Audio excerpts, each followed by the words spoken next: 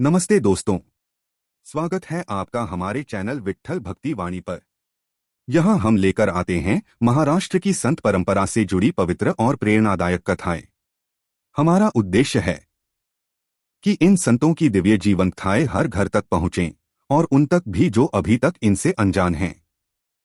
आज की कथा। आज हम जानेंगे संत शिरोमणि संत नामदेव महाराज की जीवन गाथा। आषाढ़ कृष्ण त्रयोदशी के दिन उनकी पुण्यतिथि श्रद्धा और भक्ति से मनाई जाती है। जन्म और प्रारंभिक जीवन। संत नामदेव का जन्म सन 1270 में कार्तिक शुक्ल एकादशी के दिन हुआ। उनका गांव था नरसी बामनी, जिला सातारा, महाराष्ट्र। पिता का नाम था दामा शेट्टी और माता का नाम गोनाई देवी। यह परिवार विठोबा का परम भक्त था और इसी भक्ति का संस्कार नामदेव जी को विरासत में मिला। बाल लीला और विट्ठल दर्शन। नामदेव बचपन से ही भगवान विट्ठल के प्रति लीन रहते थे। एक दिन जब उनके पिता बाहर गए थे तो माता ने उन्हें दूध देकर कहा, बेटा इसे विठोबा को भोग लगा आओ। 5 साल का बालक दूध का कटोरा लेकर मंदिर पहुंचा। मूर्ति के सामने रखकर बोला, विठोबा यह दूध पी लो। लोगों ने हंसते हुए कहा, यह मूर्ति है, दूध कैसे पिएगी? लेकिन भोले नामदेव अड़े रहे। वे रोते हुए विट्ठल से प्रार्थना करने लगे, यदि आपने दूध नहीं पिया तो मैं यहीं प्राण त्याग दूंगा। तभी उनकी निष्कपट भक्ति से विठोबा पिघल गए। भगवान स्वयं प्रकट हुए और दूध ग्रहण किया। इतना ही नहीं, उन्होंने नामदेव को भी वह दूध पिलाया। उस दिन के बाद से नामदेव का जीवन विट्ठल नाम में डूब गया।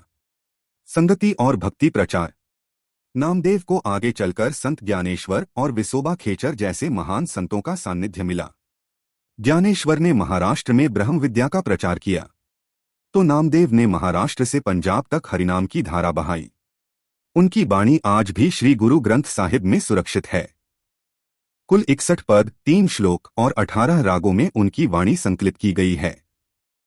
इससे पता चलता है कि उन्होंने सिख धर्म और उत्तर भारत की भक्ति धारा को भी गहराई से प्रभावित किया। जीवन के प्रसंग। उनके जीवन में कई अद्भुत घटनाएं हुईं। एक बार जब वे भोजन कर रहे थे तभी एक श्वान उनकी रोटी उठाकर भाग गया। नामदेव जी तुरंत घी का कटोरा लेकर उसके पीछे दौड़े और पुकारने लगे, हे प्रभु, रुखी मत खाओ, साथ में घी भी ले लो। इस घटना से उनकी करुणा और सरलता का परिचय मिलता है। समाज के लिए संदेश। संत नामदेव ने समता और मानवता का संदेश दिया। वे मानते थे कि जात पात और ऊंच नीच जैसी विषमताओं का कोई स्थान नहीं है। उन्होंने अपने भजनों के माध्यम से पाखंड और रूढ़ियों का खंडन किया। उनका कहना था, भक्ति में न कोई छोटा है न बड़ा, सभी एक समान हैं। समाधि। संत नामदेव का संपूर्ण जीवन मानव कल्याण और भक्ति के लिए समर्पित रहा। अंततः 3 जुलाई 1350 के आसपास उन्होंने समाधि ली। संदेश। दोस्तों, संत नामदेव जी का जीवन हमें यह सिखाता है कि सच्ची भक्ति वही है जिसमें दिखावा नहीं बल्कि करुणा, सरलता और प्रेम हो। जब भक्ति सच्चे हृदय से की जाए तो भगवान स्वयं अपने भक्त के आगे झुक जाते हैं। विठोबा विठोबा, जय हरि विठोबा। दोस्तों, अगर आपको यह कथा अच्छी लगी हो तो कृपया वीडियो को लाइक करें, अपनों के साथ शेयर करें और ऐसे ही संतों की पवित्र कथाएं सुनने के लिए हमारे चैनल विट्ठल भक्ति वाणी को सब्सक्राइब करना न भूलें। घंटी के निशान को दबाएं ताकि हमारी नई कथाएं सबसे पहले आप तक पहुंच सकें। धन्यवाद।